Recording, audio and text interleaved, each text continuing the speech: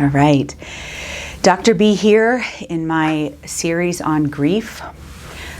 We talk about this at least once a year. Unfortunately, I'm this expert in grief, right? Today's topic is on anticipatory grief.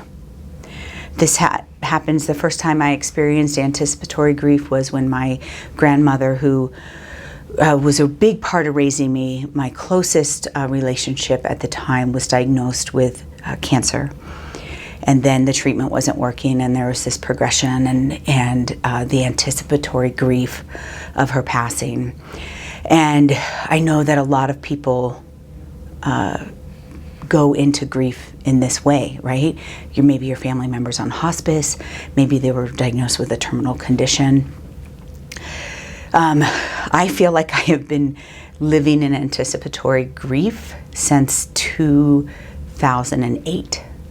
2008 is when Reggie, my husband, and my daughter were diagnosed with DRPLA.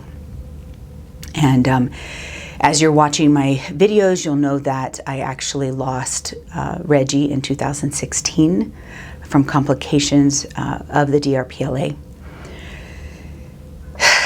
And then my daughter's now 21, but she is probably cognitively maybe 10 years old. She is now it's having difficulty walking. And there's, this continual reminder that her brain is slowly dying. So DRPLA causes atrophy in the brain. Atrophy is death, cell death. And it's a very slow progression. Reggie was considered a quick progression. He was diagnosed at age 9, and he passed away at 17. He began having symptoms at like 4 or 5 years old, so that would be considered a rapid progression of DRPLA.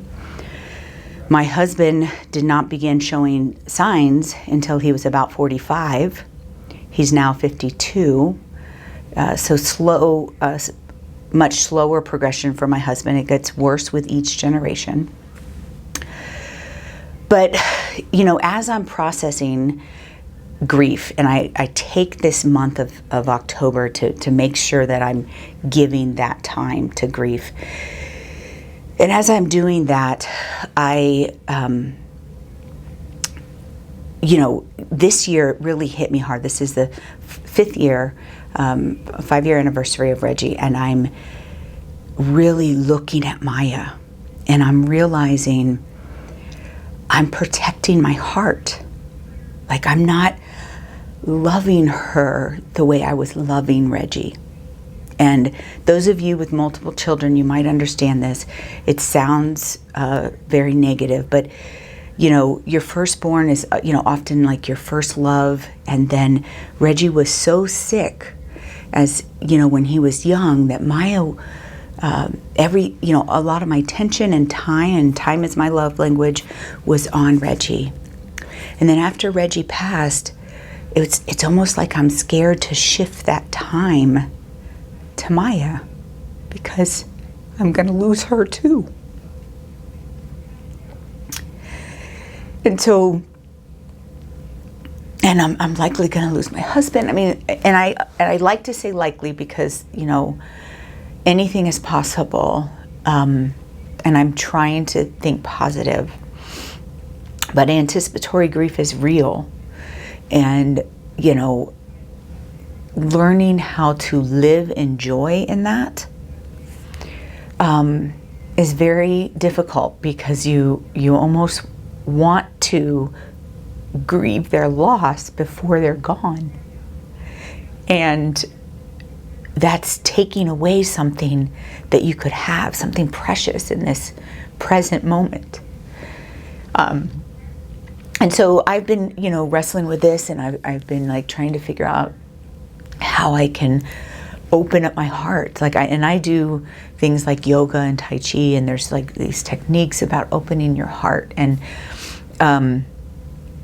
but the one that's really sticking with me when it comes to anticipatory grief is this technique in Tai Chi where you take your past and you visualize your past in your hand. And my past has grief, right? I mean, I fought and fought and fought for Reggie, and he still passed. And then you put your future in the other hand in images. And I say, I'm gonna lose Maya. Doesn't matter how much I fight, I'm gonna lose her.